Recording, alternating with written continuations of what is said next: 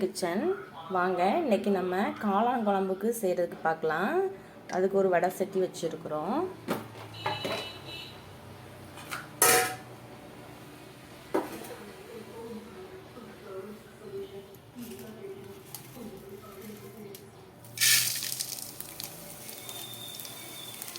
பட்டை, கிராம்பு, முழு மல்லி போட்டு நல்லா வறுக்கணும்.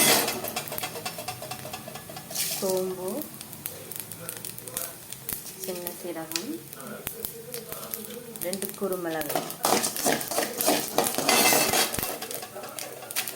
வரமிளகாய் 2.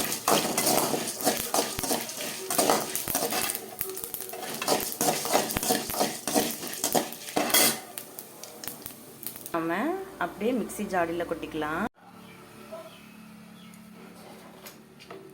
அதே சட்டியில் கொஞ்சோல எண்ணெய் ஊற்றி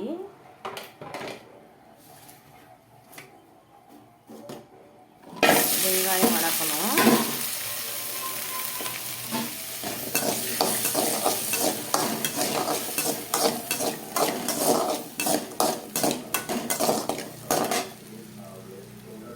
அப்புறம் எடுத்து வச்சிருக்கிற தேங்காய் வெட்டி வச்சுருக்குறோம். அதை போட்டு நல்லா வதக்கி எடுத்துக்கலாம். வதக்கி எடுத்து இதையும் மிக்சியில் போட்டு நல்லா பேஸ்ட் மாதிரி பண்ணி வச்சுக்கலாம், அரைச்சி எடுத்துக்கலாம். நம்ம இன்னைக்கு அதெல்லாம் அரைச்சி எடுத்தாச்சு. எண்ணெய் ஊற்றுறோம்.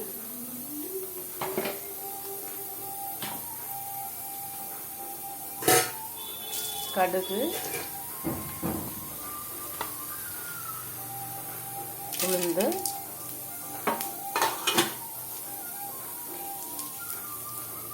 கருவேப்பிலை,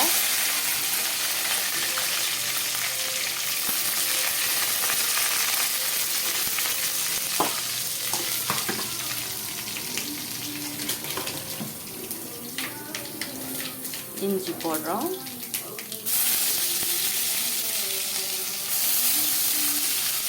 இஞ்சி நல்லா வணங்கட்டும்.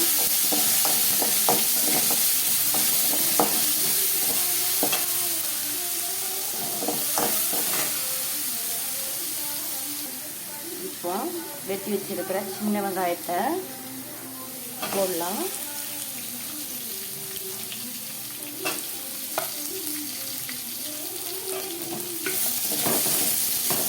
நல்லா வணங்கட்டும். நல்லா வணங்கிட்டு இருக்குது. இப்போ வெட்டி வச்சிருக்கிற ஒரு தக்காளியை போட்டு நல்லா வணக்குவோம். வணங்கிட்டு இருக்குது. எடுத்து வச்சிருக்கிற காளானை நம்ம கொட்டலாம். கொட்டி நல்லா கிண்டலாம். நல்லா காளானை போட்டு கிண்டும்போது 2 உப்பு போட்டுக்கலாம். காளானில் பிடிக்கணும். போட்டு நல்லா கிண்டிக்கலாம். இப்போ அரைச்சி வச்சிருக்கிற பேஸ்ட்டை கொட்டி நல்லா கிண்டி தண்ணி ஊற்றிக்கலாம். மசாலா போட்டாச்சு. அதில் 2 மஞ்சள் தூள் கொஞ்சம் போட்டுக்கலாம். அப்புறம் உரப்பு தேவைப்படும்னா மிளகாத்தூள் போட்டு கொஞ்சம் வச்சுக்கோங்க.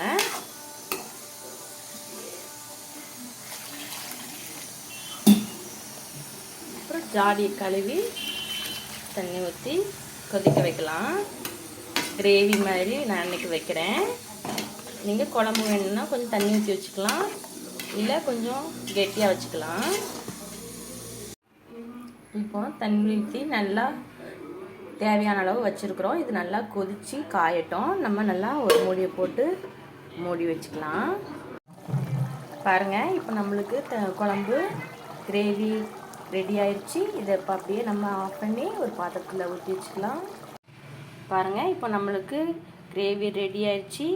காளான் கிரேவி சூப்பராக இருக்கும். நீங்களும் இதே போல் செஞ்சு பாருங்கள். சப்ஸ்கிரைப் பண்ணுங்கள், லைக் பண்ணுங்கள். தேங்க்யூ.